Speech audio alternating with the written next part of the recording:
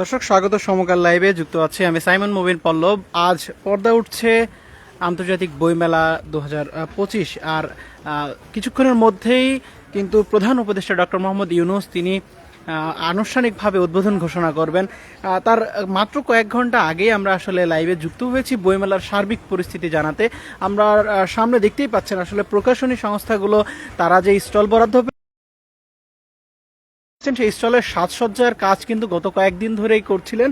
আজ কিন্তু সেই স্টলগুলোতে বই সাজানোর কাজ চলছে এবং তারা তাদের ব্যস্ত সময় পার করছেন আসলে বই সাফানো সহ এই তাদের স্টলে নিয়ে আসার বিষয়ে সেই কাজগুলো তারা করছেন এবং প্রত্যেকটি স্টলেই আসলে একই দৃশ্য আমরা দেখছি। সেখানে কিছু স্টলে বই তাদের যে সমস্ত কার্যক্রম সেগুলো সম্পন্ন করা হয়েছে ইতিমধ্যে, আবার কিছু স্টল তারা এখনও তাদের কার্যক্রম চালিয়ে যাচ্ছেন। শেষ সময়ে আসলে তাদের যতটুকু প্রস্তুতি গ্রহণ করার দরকার সেই প্রস্তুতিটুকু তারা নিচ্ছেন।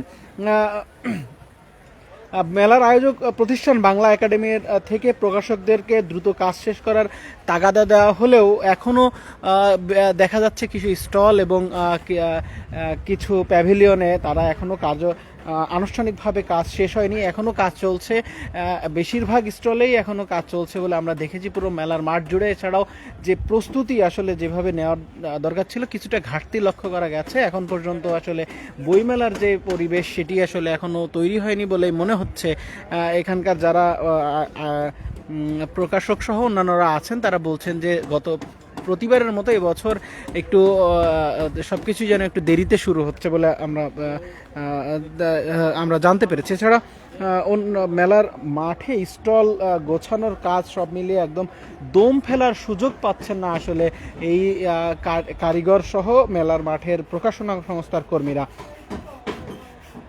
এবার কিন্তু বইমেলার পরিসর বেড়েছে। সেই পরিসর যদি আপনাদেরকে একটু জানাতে চাই, এবারের বইমেলায় 708টি প্রকাশনা প্রতিষ্ঠানকে 1084টি ইউনিট বরাদ্দ দেওয়া হয়েছে। গত বছর প্রতিষ্ঠান ছিল 642টি এবং ইউনিট ছিল 946টি। সেই হিসাবে বলতে গেলে প্রায় 60টির বেশি প্রকাশনা সংস্থাকে এবার বেশি এবার অংশগ্রহণ করছে, 60টির সংস্থার মতো বেশি এবং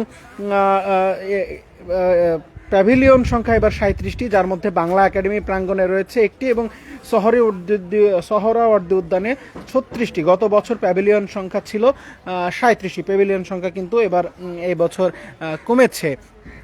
এছাড়া লিটল ম্যাক চত্বর সোহরাওয়ার্দী উদ্যানের উন্মুক্ত মঞ্চের কাছাকাছি গাছতলাই করা হয়েছে। আমরা এই যে সামনে যেই আমার সামনে দেখতে পাচ্ছেন আসলে এই পাশটিতে প্যাভিলিয়নগুলোর অবস্থান এবং বাঁ পাশের দিকে আসলে লিটল ম্যাক চত্বর এবং সাজানো হয়েছে এভাবে। এই পাশটাতেই লিটল ম্যাক চত্বর রয়েছে।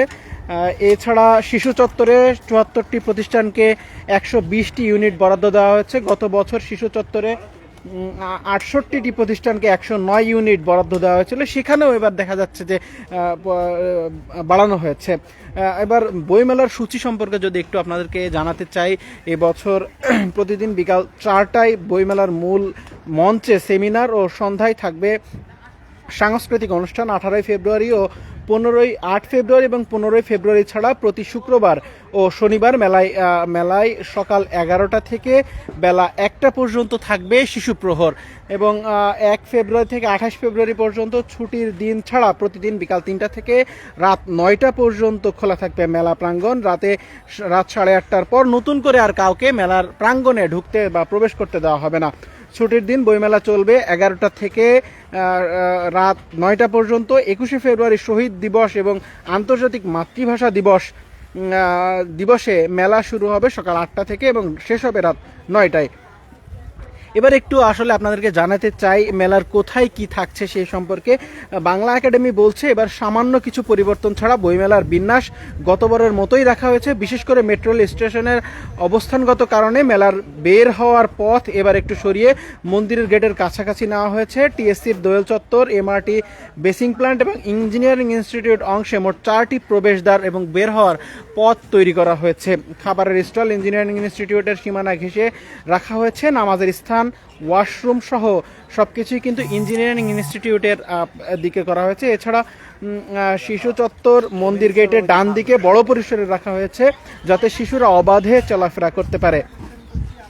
এবারের বইমেলা বাংলা একাডেমি প্রকাশ করছে নতুন 43টি এবং পুনর্মুদ্রিত 41টি বই। বইমেলার প্রবেশ ও বের হওয়ার পথে আর্চওয়ের ব্যবস্থা রাখা হয়েছে। বইমেলার যে প্রস্তুতি সেটি কিন্তু ইতিমধ্যেই আপনারা দেখছেন যে শুরু হয়ে গেছে। এখনো পর্যন্ত সব কাজ শেষ না হলেও আমরা বলা যেতে পারে 90% কাজ আসলে শেষ হয়েছে। বাকি 10% হয়তো আজ যেহেতু প্রথম দিন, সেদিন সেই উপলক্ষে হয়তো কিছুক্ষণের মধ্যেই তারা প্রস্তুতি সম্পন্ন করবেন এবং বইমেলার পাঠক এবং যেই দর্শনার্থীদের তারা কিন্তু প্রবেশ করতে পারবেন 3টার পরপরই।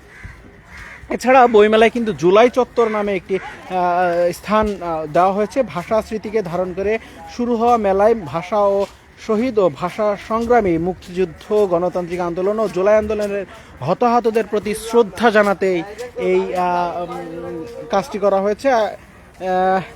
এবছর পুরস্কার হিসেবে মুনির চৌধুরী স্মৃতি পুরস্কার এবং চিত্তরঞ্জন শাহ স্মৃতি পুরস্কার দেওয়া হবে বলেও ঘোষণা দেওয়া হয়েছে। বইমেলা ঘিরে পুলিশের যে নির্দেশনাগুলো রয়েছে সেগুলো সম্পর্কে একটু আপনাদেরকে জানাতে চাই। পুলিশের পক্ষ থেকে বলা হয়েছে, বইমেলার কারণে বাংলা একাডেমি, শহরদি উদ্যান ও আশেপাশের এলাকার রাস্তা বন্ধ অথবা রোড ডাইভারশন দেওয়া হবে। ডাইভারশন পয়েন্টের মধ্যে রয়েছে টিএসসি, রাজু ভাস্কর্য ক্রসিং, 3 নাতার মাজার গ্যাপ ও হাকিম চত্বর। পার্কিং স্থান নির্ধারণ করা হয়েছে শহরদি উদ্যান, মহসিন হল মাঠ, কেন্দ্রীয় শহীদ মিনারের সামনে, ফুলার রোডে এবং ঢাকা বিশ্ববিদ্যালয়ের জিমনেশিয়াম মাঠে। এগুলো আসলে এই বইমেলার পার্কিং হিসেবে ব্যবস্থা করা হয়েছে। শাহবাগ ক্রসিং এবং টিএসসি হয়ে গাড়িযোগে মেলায় আগত দর্শনার্থীরা টিএসসির প্রবেশ গেটের সামনে নামবেন এবং রাজু ভাস্কর্যের ইউটার্ন লেফট টার্ন করে বইমেলার সংশ্লিষ্ট পার্কিং স্থানে গন্তব্যে যেতে পারবেন। তো আমি আসলে বইমেলার এখন সর্বশেষ পরিস্থিতি জানানোর চেষ্টা করলাম এবং বইমেলা সম্পর্কে পুলিশের নির্দেশনা এবং এবার কতটি আসলে স্টল ছিল সে সম্পর্কে আপনাদেরকে জানানোর চেষ্টা করছিলাম।